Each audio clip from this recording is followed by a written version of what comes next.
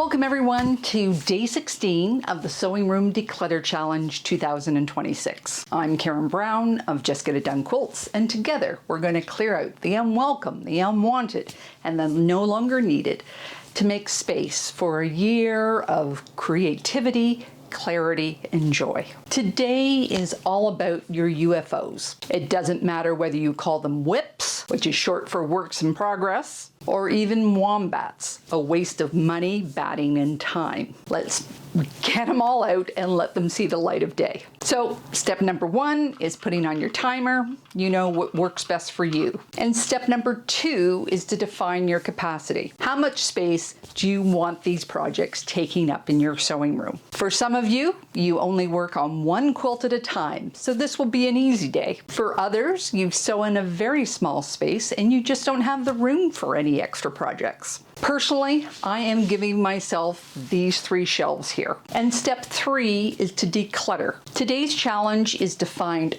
all those projects that you've started. And when I say started, that means that you've cut the fabric. Blocks may or may not be sewn. We stop projects for many reasons. Work commitments, family issues, sickness, distraction, mistakes, difficulty, and more. And like all marathons, once you stop, it's really mentally challenging to get back on track. But here's today's question. Do you want to finish it? If you had a day of uninterrupted sewing, is this a project that you would grab off the shelf? So often we ask ourselves, can we make it? And this is why decluttering a sewing room or a craft room is so hard. But there's a big difference between can and want. So it's worth writing or printing this question out so that you can have it front and center. And yes, it is on today's handout, which you can find connected in the video notes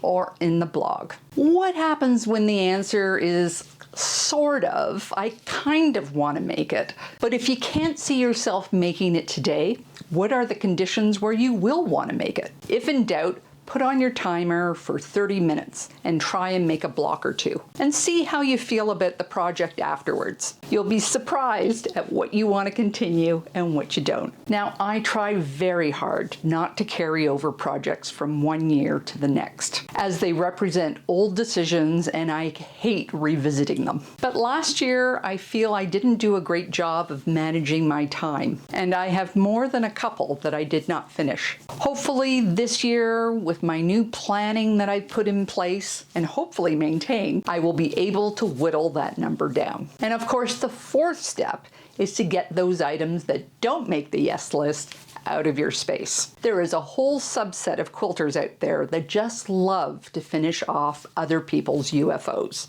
or you can donate them. Now, I know many of you are getting antsy about organizing. Once we are done with the declutter challenge, then we're going to go back and see what we need to do to reboot those UFOs. Until then, check out my UFO playlist. Get some tips there. So now it's your time to share. How big is your UFO pile? How old is your oldest UFO? Share your finds in the comments down below or share a photo online with this year's hashtags. Take care, and I'll see you tomorrow for day 17.